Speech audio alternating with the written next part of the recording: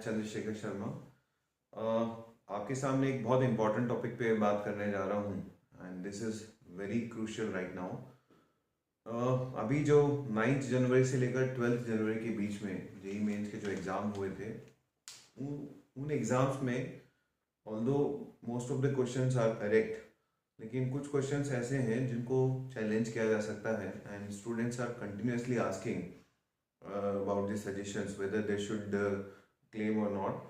तो हर एक पेपर में जहाँ जहाँ मुझे डिस्क्रिपेंसीज नज़र आई, मैं उसके लिए सजेशन देना चाह रहा हूँ आपको। आपको यदि सजेशन ठीक लगे तो आप डेफिनेटली इसको क्लेम करिए। हो सकता है कि एनटीए उनको एक्सेप्ट करे और आपको उसके मार्क्स मिल जाए। NTA has done a fantastic job because it was really a big task to conduct exam for lakhs of students for continuously 4 days, that too with minimal error. कई बार इस तरह की एरर्स जब हम क्वेश्चंस को type करते हैं तो हो जाती है, कई बार डेटा में मिसमैचिंग हो जाती है, तो it's not a big deal and they are ready to accept your suggestions.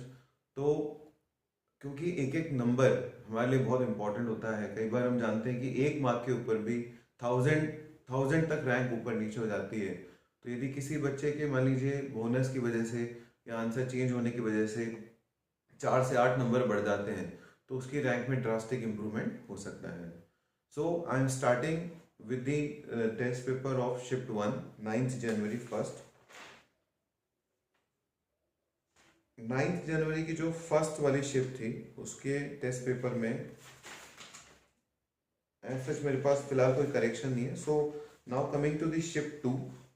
Shift 2 वाला जो पेपर था उसमें करेक्शन मैं आपको सजेस्ट करना चाहता हूँ, अगर आप चाहें तो उसे क्लेम कर सकते हैं। There was a question of capacitor,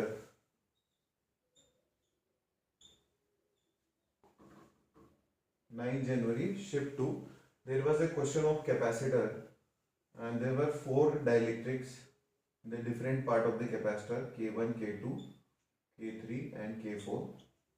Sorry, K1, K2, K3 and K4.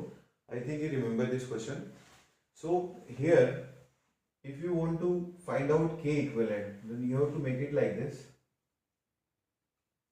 2 capacitors in series, then 2 capacitors in series, and they are in parallel. So the K equivalent comes out to be K1, K2 divided by K1 plus K2 plus K3, K4 divided by K3 plus K4।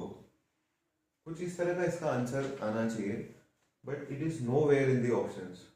Options को अगर हम देखें तो कोई भी option इस तरह का मैच करता ही नहीं है।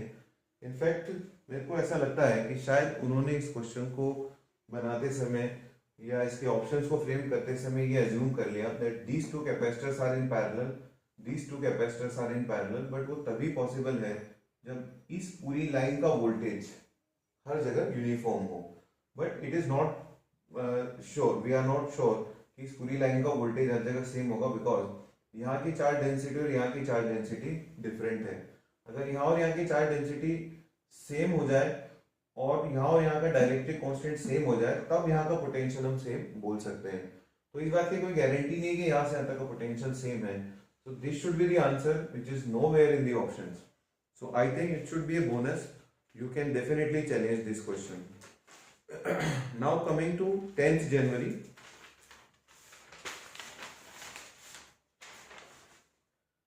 10th January, first of all I'll go to shift 1. 10th January shift 1 में क्वेश्चन था और क्वेश्चन था मैग्नेट ऑफ मैग्नेटिक मोमेंट। या देयर वाज अ क्वेश्चन, मैं आपके लिए इसको पढ़ देता हूँ।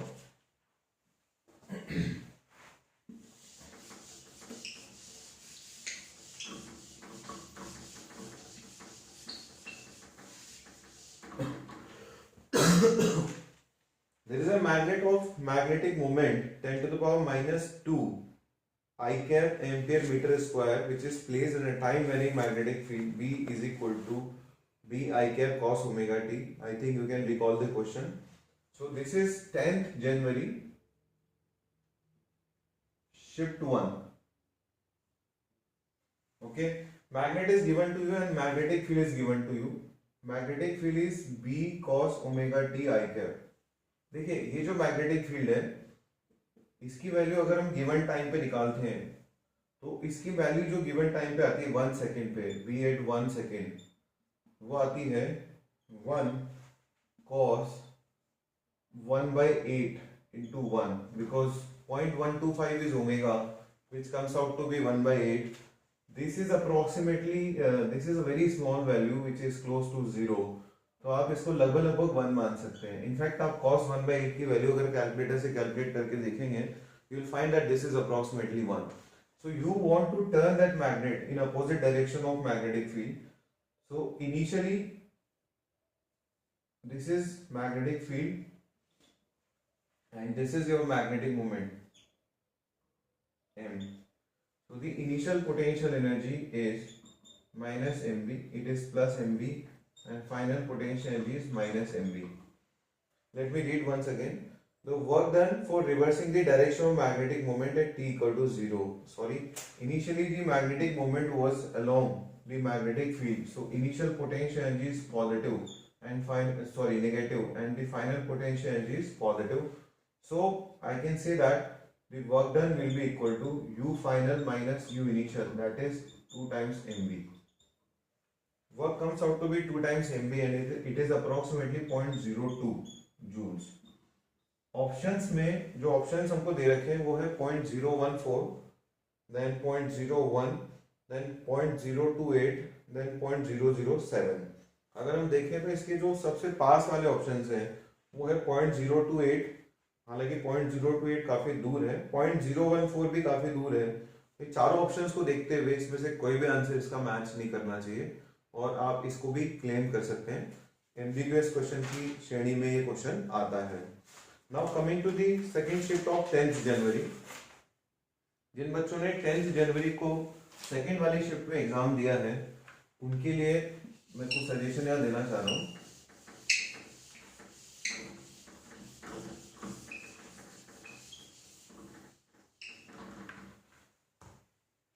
जिन बच्चों ने 10 जनवरी की सेकेंड वाली शिफ्ट में एग्जाम दिया उनके लिए खास तौर पे 2 क्वेश्चंस यहाँ पर मुझे दिख रहे हैं जिनको वो चैलेंज कर सकते हैं. एक क्वेश्चन तो है जिसमें दे रखा है cylindrical plastic bottle. A cylindrical plastic bottle of negligible mass is filled with 310 milliliter of water and left floating in pond. I think you can recall the question. Now let's move on to the solution. So there is a cylindrical, I am writing 2 words here, cylindrical plastic bottle. ठीक है, जब इसका time period निकाला जाता है तो इसका जो टाइम पीरियड आता है वो आता है 2 pi under root 2 pi under root rho v divided by pi r square into rho g. Rho and rho gets cancel. ठीक है, हम लोग अगर मान लीजिए इसका ओमेगा निकालते हैं तो इसकी ओमेगा की वैल्यू आती है under root r into pi g divided by v. खैर, मैं मुद्दे की बात पे आता हूँ. जब इसका ओमेगा कैलकुलेट किया जाता है तो इसकी ओमेगा की वैल्यू आती है 2.5 root 10 which is approximately 2.5 into pi. Pi की वैल्यू 3 पॉइंट समथिंग होती है. इसका मतलब ये वैल्यू जो है ये मोर देन 7 है रेडियन पर सेकेंड. अब आप देख सकते हैं इसके ऑप्शंस को. इसमें जो पहला ऑप्शन है वो 5 रेडियन पर सेकेंड है, दूसरा है 3.70 रेडियन पर सेकेंड, तीसरा है 2.50. कोई भी ऑप्शन ऐसा नहीं जो इसके आसपास भी हो.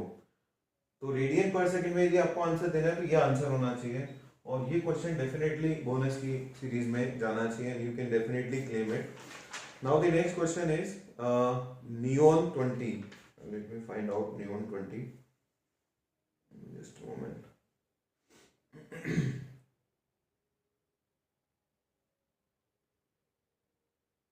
एक क्वेश्चन है neon 20 changing into some other format. Just a moment. Yeah I got it. Neon 20 changing into 2 times helium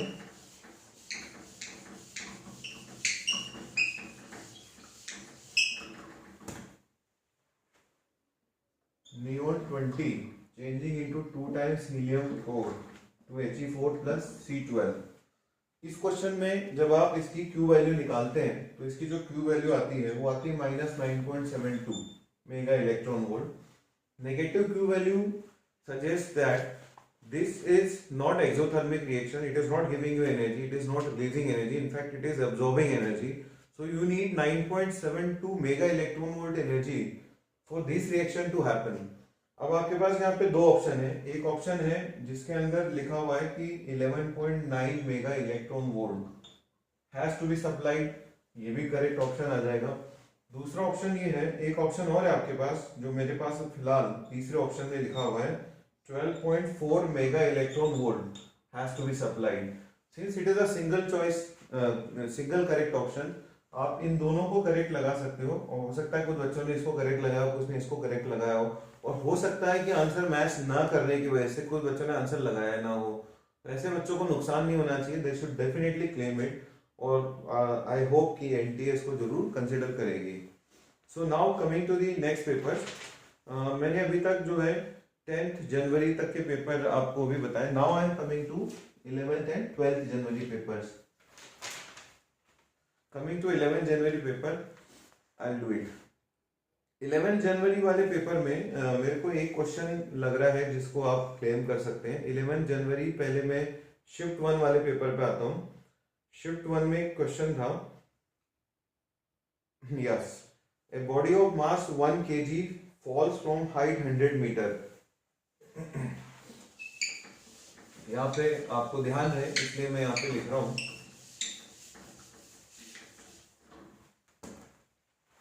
11 Jan shift 1, a body of mass 1 kg। I hope इसके बाद आप इसको रिकॉल कर पाएंगे। इसमें जो स्प्रिंग कांस्टेंट दे रखा है, it is a very high spring constant, although there is an object placed on the spring, but spring constant इतना बड़ा है, स्प्रिंग कांस्टेंट की वैल्यू है 1.25 into 10⁶।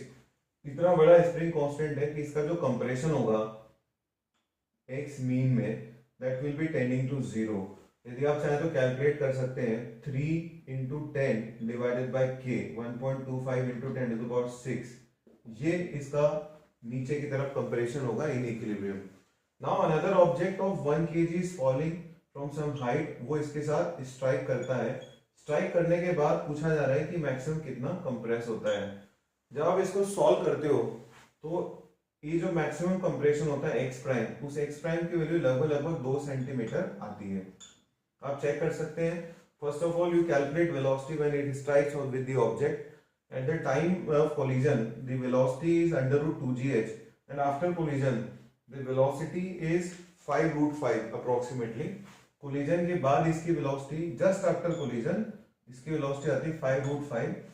आप उस velocity की मदद से इसका compression निकाल सकते हैं energy conservation लगा के, या सीधा उस velocity को compare कर सकते हैं a ओमेगा से, because ये mean position पे already था लगभग, और उसको डायरेक्ट ए ओमेगा से कंपेयर करके आप एक तरह से लगभग एम्पलीट्यूड हो जाएगा, बिकॉज मीन पोजीशन और natural length they are almost close to each other. तो आप इस क्वेश्चन को भी क्लेम कर सकते हैं क्योंकि इसमें 2 सेंटीमीटर आंसर आता है, लेकिन 2 सेंटीमीटर के आसपास का कोई ऑप्शन दूर दूर तक यहाँ पर नहीं है। 11 जनवरी का जो शिफ्ट 2 का पेपर है, उस शिफ्ट 2 के पेपर में एक मैग्नेटिक फील्ड का क्वेश्चन था। उस क्वेश्चन को आप क्लेम कर सकते हैं, और उस मैग्नेटिक फील्ड के क्वेश्चन के बारे में आपको मैं थोड़ा सा यहाँ बता देता हूँ। Now shift 2 paper,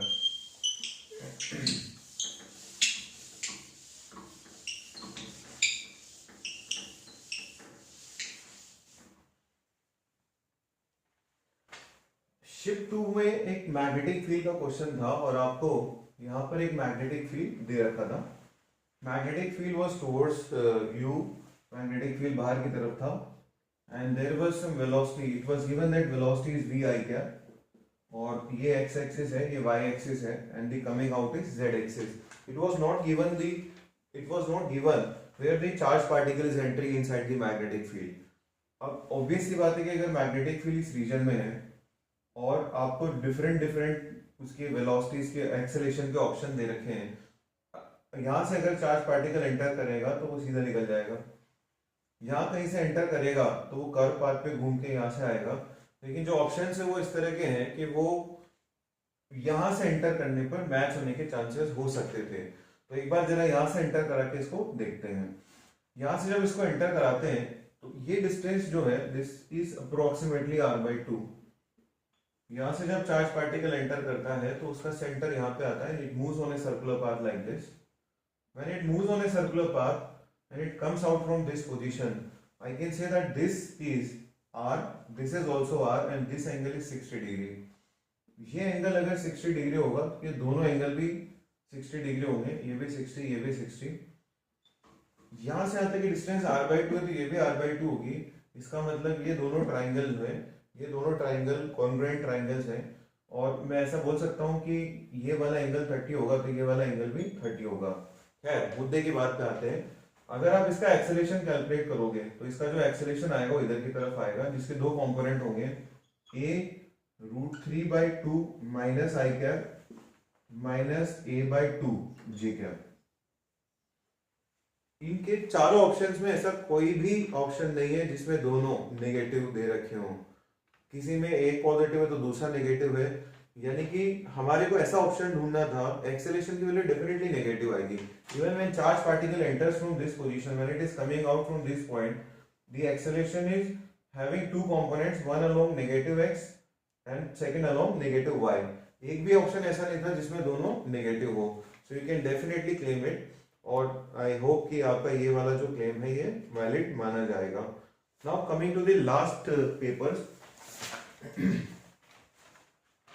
now coming to the test papers of 12th January, shift 2। Shift 1 के पेपर में मुझे कोई खास कोई करेक्शन मिला नहीं, शिफ्ट 2 के पेपर्स में मुझे 2 करेक्शंस मिले, और आई होप कि आप उनको क्लेम करेंगे तो डेफिनेटली माने जाएंगे। तो एक क्वेश्चन तो क्लियर कट बोनस दिखाई दे रहा है। 12th January, coming to 12th January,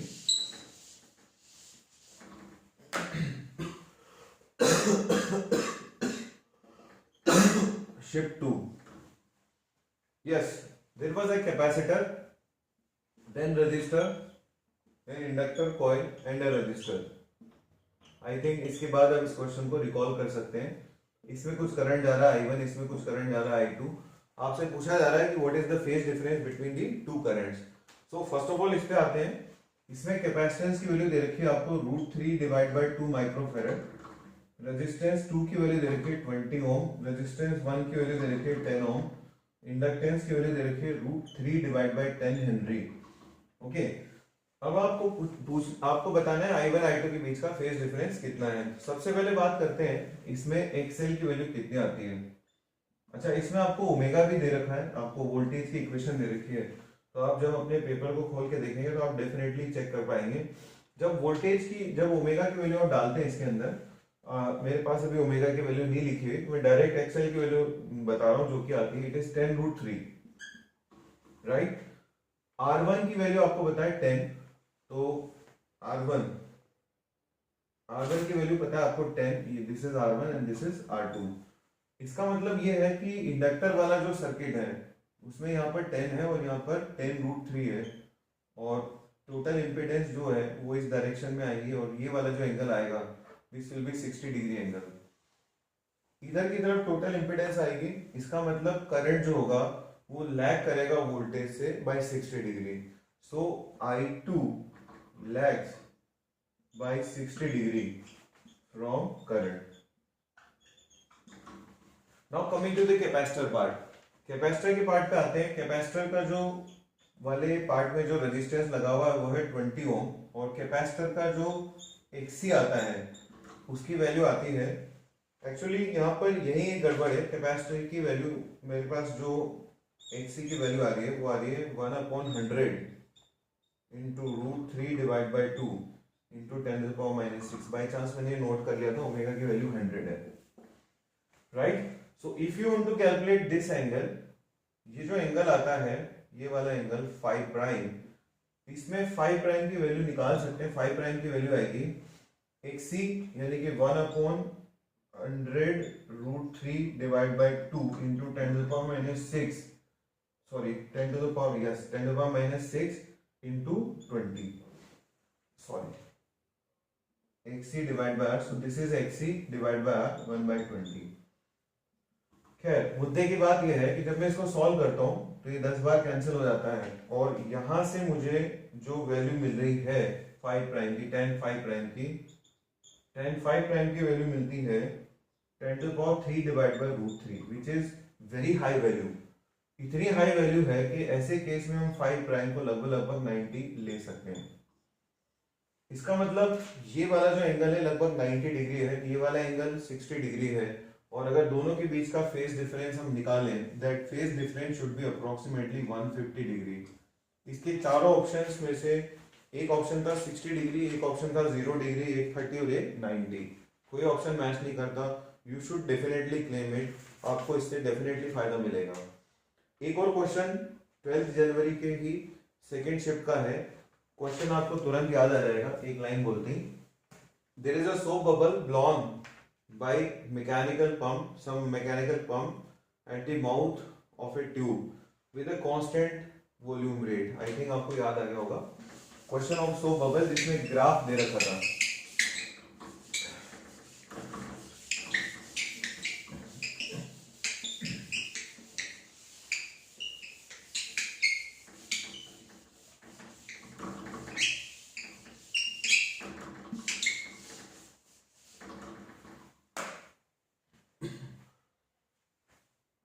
soap bubble question, okay, now you can recall it। एक soap bubble है और उसका जो वॉल्यूम है उसको टाइम के साथ कांस्टेंट रेट से बढ़ाया जा रहा है। So I can say that 4/3 pi r cube must be equal to some alpha times time, so radius is some beta times t to the power 1/3, where beta is another constant। so if you want to write down the pressure inside the soap bubble, the pressure will be P out plus 40 divide by radius which is beta times t to the power 1/3। अगर आप pressure versus time graph बनाते हैं तो ये graph कहीं से भी straight line नहीं है। अगर आप इसके चारों ऑप्शंस को देखेंगे तो सारे ऑप्शन जो है स्ट्रेट लाइन है। हम लोग थोड़ा सा एक अप्रोक्सीमेट ग्राफ इसका प्लॉट कर सकते हैं। When time is 0, this term is tending to infinite, it is very large term, it means that pressure inside will be very high. When time is tending to infinite, this term will be tending to 0 and it should tend towards a pressure P naught। यानी कि जब बहुत देर हो जाएगी और time बहुत बड़ा हो जाएगा तो ये वाली टर्म लगभग 0 हो जाएगी, तो बाहर के प्रेशर के लगभग बराबर होना चाहिए और इस तरह का इसका ग्राफ एक टेंटेटिवली आना चाहिए। चारों ऑप्शंस में से कोई भी ऑप्शन इसके आसपास दिखता भी नहीं है, इसका मतलब आप इस क्वेश्चन को भी क्लेम कर सकते हैं। सो ये था इस पेपर के बारे में। इन सभी पेपर्स के बारे में मैंने जो मेरी तरफ से मुझे एकदम डायरेक्ट मुझे जो दिखाई दे रहे थे मैंने आपको सजेस्ट किया। स्टिल आपको और भी हो सकता है करेक्शंस लगे, आपको यदि लगता है और आपको अगर ट्रस्ट है तो definitely you should claim it, because आपका अधिकार है। आपके 4 मार्क आपके रैंक को कई हजारों तक चेंज कर सकते हैं, तो आपको इसको क्लेम करने में बिल्कुल झिझकना नहीं चाहिए, ठीक है।